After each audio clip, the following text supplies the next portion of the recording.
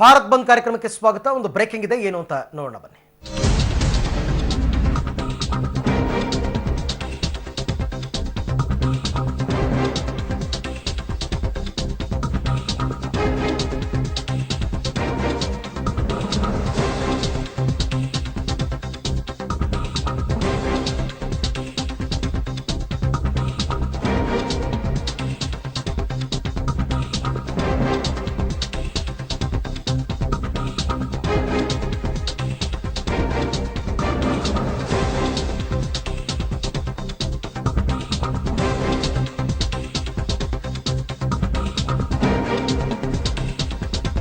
ಎರಡು ದಿನಗಳ ಭಾರತ ಮುಷ್ಕರಕ್ಕೆ ಕರ್ನಾಟಕ ಸ್ತಬ್ಧವಾಗಿದೆ. ಖಾಸಗಿ ಮತ್ತು ಸರ್ಕಾರಿ ಶಾಲಾ ಕಾಲೇಜುಗಳಿಗೆ ರಜೆ ಕೊಡಲಾಗಿದೆ. ಬಿಎಂಟಿಸಿ, ಕೆಎಸ್ಆರ್ಟಿಸಿ ಬಸ್ ಸಂಚಾರ ಸ್ಥಗಿತವಾಗಿದೆ.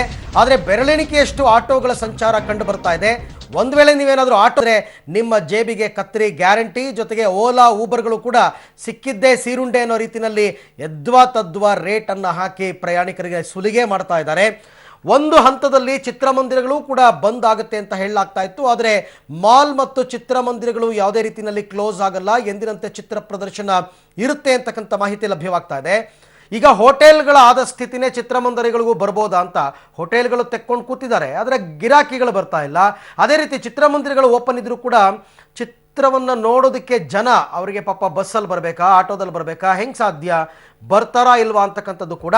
ಆದರೆ ಮಾಲ್ಗಳಿಗೆ ಹೋಗ್ತಕ್ಕಂಥವ್ರು ಆಲ್ಮೋಸ್ಟ್ ಎಲ್ಲ ಅವರವರ ಕಾರಲ್ಲಿ, ಟೂ ವೀಲರ್ಗಳಲ್ಲಿ ಹೋಗ್ತಕ್ಕಂಥವ್ರು ಹೋಗಬಹುದು.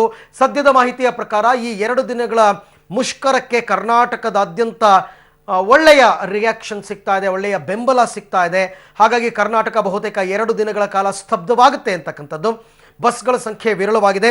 ಪ್ರಮುಖವಾಗಿ ಗದಗ ಆಗಿರ್ಬೋದು, ಧಾರವಾಡ, ಹುಬ್ಬಳ್ಳಿ, ಹಾಸನ, ಹೀಗೆ ಅನೇಕ ಕಡೆಗಳಲ್ಲಿ ಬಂದ್ಗೆ ಒಳ್ಳೆ ರೆಸ್ಪಾನ್ಸ್ ಸಿಗ್ತಾ ಇದೆ. ಬೆಂಗಳೂರು ಮತ್ತು ಉಡುಪಿಯಲ್ಲಿ ಆಟೋದವರು ಪ್ರಯಾಣಿಕರ ಸುಲಿಗೆಯನ್ನು ಮಾಡ್ತಾ ಇದ್ದಾರೆ. ಆಟೋ ಮಾತ್ರ ಅಲ್ಲ, ಆಟೋ, ಓಲಾ, ಊಬರ್ ವಸೂಲಿ ದಂಧೆಯನ್ನು ಶುರು ಮಾಡಿದ್ದಾರೆ ಅಂತಕ್ಕಂಥದ್ದು. ಕೆಲವು ಕಡೆ ಸಾರ್ವಜನಿಕರು ಇದನ್ನು ಖಂಡಿಸಿದ್ದಾರೆ. ಆದರೆ ವಿಜಯಪುರ ಮತ್ತು ಮಂಡ್ಯದಲ್ಲಿ ಮುಷ್ಕರ ನೀರಸವಾಗಿದೆ. ಜೊತೆಗೆ ದಕ್ಷಿಣ ಕನ್ನಡವನ್ನು ಕೂಡ ಸೇರಿಸ್ಕೊಳ್ಬೋದು.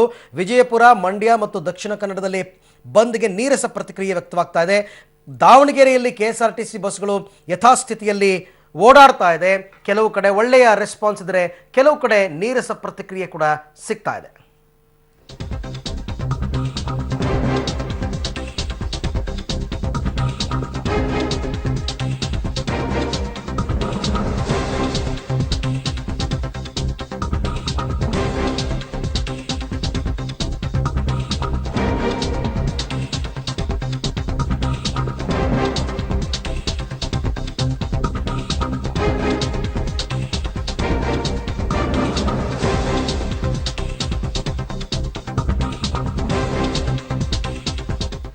ಪಬ್ಲಿಕ್ ಟಿವಿಯ ಇಂಪ್ಯಾಕ್ಟ್ ಸುದ್ದಿಯನ್ನು ನೋಡ್ತಾ ಇದ್ದೀರಾ. ಈಗಷ್ಟೇ ಕೆಲವೇ ಕ್ಷಣಗಳ ಹಿಂದೆ ನಾನು ಹೇಳ್ತಾ ಇದ್ದೆ ಆಟೋದವರು ಸುಲಿಗೆಗೆ ಇಳಿದಿದ್ದಾರೆ ಅಂತ. ಈಗ ಸಾರಿಗೆ ಇಲಾಖೆ ಅಧಿಕಾರಿಗಳಿಗೆ ನಿರ್ದೇಶನ ಸಿಕ್ಕಿದೆಯಂತೆ. ಯಾರ್ಯಾರು ಈ ತರ ಸುಲಿಗೆಗೆ ಇಳಿದಿದ್ದಾರೆ ಆಟೋ ಚಾಲಕರು, ಅವರ ವಿರುದ್ಧ ಸೂಕ್ತ ಕ್ರಮವನ್ನು ಕೈಗೊಳ್ಳಬೇಕು ಅಂತ ಸಾರಿಗೆ ಇಲಾಖೆ ಅಧಿಕಾರಿಗಳು ಈಗ ಮಾಹಿತಿಯನ್ನ ಕೊಟ್ಟಿದ್ದಾರೆ. ಬೆಂಗಳೂರಿನಲ್ಲಿ ಇವತ್ತು ಅವರಿಗೆ ಹಬ್ಬ ಆಗ್ಬಿಟ್ಟಿತ್ತು. ಒಂದು ಹಂತಕ್ಕೆ ಕಡಿವಾಣ ಬೀಳ್ತಾ ಇದೆ. 1.5 ಎಷ್ಟಾಗುತ್ತೆ? ವಿದ್ಯಾರಣ್ಯಪುರ ದುರ್ಗಾ ಪರಮೇಶ್ವರಿ ಟೆಂಪಲ್ ಇದೆಯಲ್ಲ,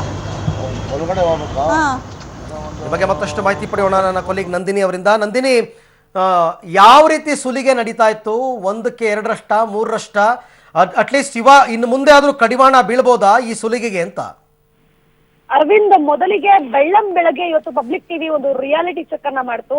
ಈ ರಹಸ್ಯ ಕಾರ್ಯಾಚರಣೆಯಲ್ಲಿ ಕೆಲ ಆಟೋ ಚಾಲಕರ ಅಸಲಿ ಬಣ್ಣ ಬಯಲಿಗೆ ಬಂತು. ಬಂದ ಎಫೆಕ್ಟ್ ನ ಹಿನ್ನೆಲೆಯಲ್ಲಿ ಡಬಲ್ ಚಾರ್ಜ್ ಮಾಡೋದು, 1.5 ತಗೊಳ್ಳೋದು, ಹಾಗೂ ಕೇವಲ 4ರಿಂದ 3 ಕಿಲೋಮೀಟರ್ ಅಂತರಕ್ಕೆ ₹100 ಫಿಕ್ಸ್ ಮಾಡುವಂತಹ ದಂಧೆಯನ್ನ ಮುಖವನ್ನ ತೆರೆದಿಟ್ಟಿತ್ತು. ಈಗ ಇದನ್ನ ಬೆಂಗಳೂರಿನ ಡಿಸಿ ಗಮನಕ್ಕೆ ತರಲಾಗಿದೆ.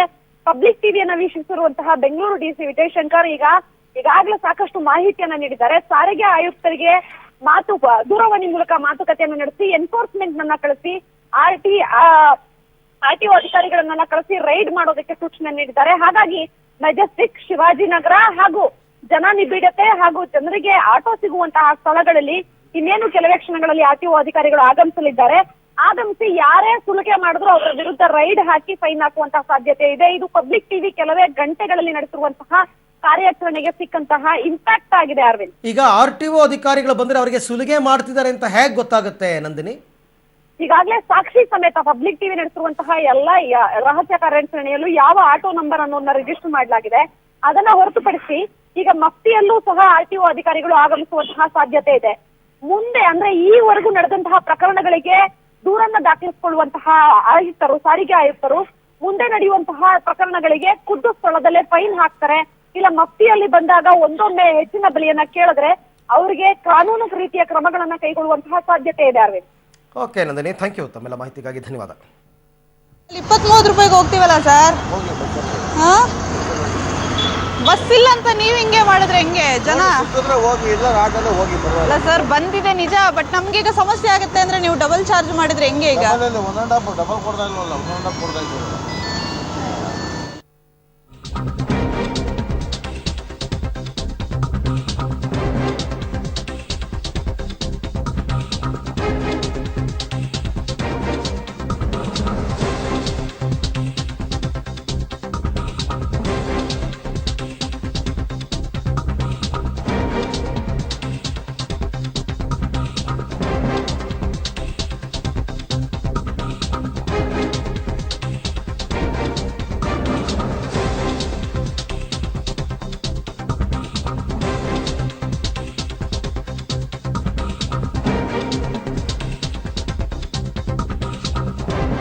ಕೇವಲ ಬೆಂಗಳೂರು ಮಾತ್ರ ಅಲ್ಲ, ಹುಬ್ಬಳ್ಳಿ ಧಾರವಾಡದಲ್ಲೂ ಕೂಡ ಆಟೋ ಚಾಲಕರ ಸುಲಿಗೆ ಜಾಸ್ತಿ ಆಗ್ತಾ ಇದೆ.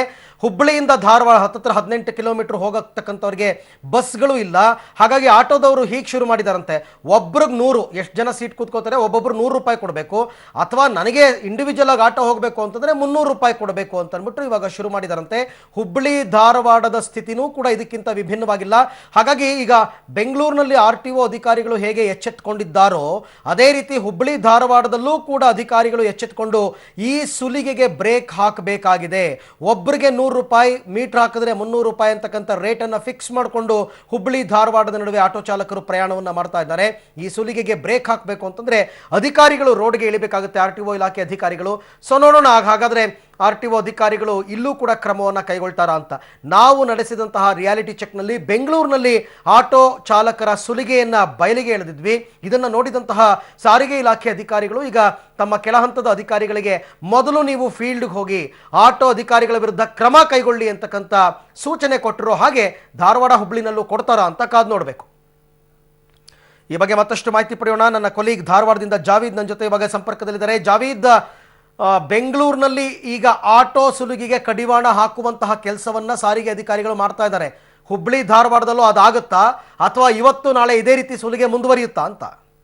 ನಿಜವಾಗ್ಲೂ ಅರವಿಂದ್, ಏನು ಬೆಳಗ್ಗೆಯಿಂದ ಸಾರಿಗೆ ಸಂಸ್ಥೆಯನ್ನು ಬಸ್ ಬಂದ್ ಮಾಡಿದೆ, ಅದನ್ನ ಚಾನ್ಸ್ ಮಾಡ್ಲಿಕ್ಕೆ ಹುಬ್ಬಳ್ಳಿ ಧಾರವಾಡ ಆಟೋ ಚಾಲಕರು ಏನಂತ ಹೇಳಿದ್ರೆ ವ್ಯವಸ್ಥೆ ಮಾಡ್ಕೊಂಡಿರುವಂತದ್ದು. ಯಾಕಂತ ಹೇಳಿದ್ರೆ ಬೆಳಗ್ಗೆಯಿಂದ ಯಾವುದೇ ವಾಹನ ಸಿಗದೆ ಇರುವಾಗ ಆಟೋಮೆಟಿಕ್ ಆಗಿ ಜನ ಏನಂತ ಹೇಳಿದ್ರೆ ಆಟೋಗೆ ಒಂದು ಮುಗಿಬೀಳ್ತಾ ಇರುವಂತದ್ದು. ಹೀಗಾಗಿ ಇವತ್ತು 20 ರೂಪಾಯಿ ಕೊಟ್ಟು ಬಸ್ಸಿಗೆ ಏನು ಹೋಗ್ತಾ ಇದ್ರು ಜನ, ಅವರು 100 ರೂಪಾಯಿ ಕೊಡುವಂತ ಪರಿಸ್ಥಿತಿ ಬಂದಿದೆ. ಏನು ಒಂದು ಆಟೋದಲ್ಲಿ 4 ಜನ 5 ಜನರ ಏನಂತ ಹೇಳಿದ್ರೆ ಆಟೋ ಚಾಲಕರು ಚಾನ್ಸ್ ಅನ್ನ ಮಾಡ್ತಾ ಇದ್ದಾರೆ. ನಿಜವಾಗ್ಲೂ ಏನು ಸಾರಿಗೆ ಇಲಾಖೆ ಅಧಿಕಾರಿಗಳು ಏನಿದ್ದಾರೆ, ಏನು RTO ಕಚೇರಿ ಅಧಿಕಾರಿಗಳು, ಅವರು ಇದನ್ನ ಕಡಿವಾಣ ಹಾಕುವಂತ ವ್ಯವಸ್ಥೆ ಮಾಡಬೇಕು.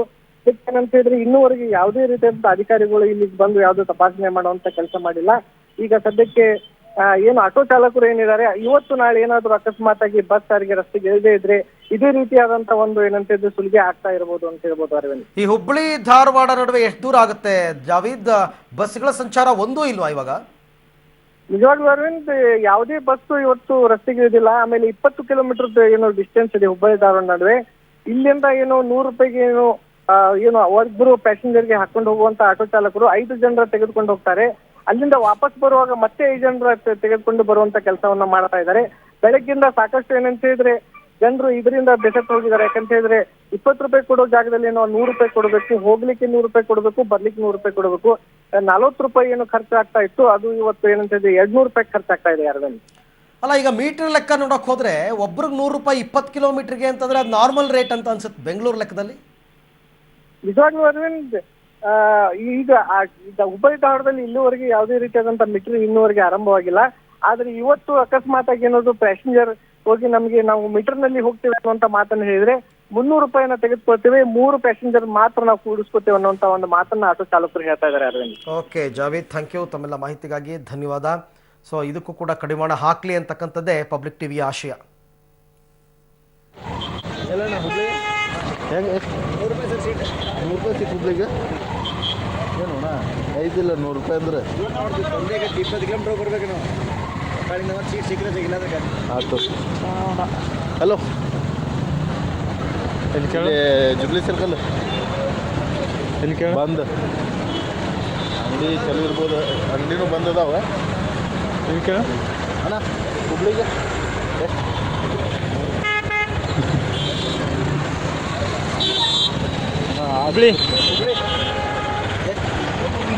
ಏನು ಅಣ್ಣ? ಐತಿಲ್ಲ ಅಣ್ಣ 24 ಕಿಲೋಮೀಟ್ರ್.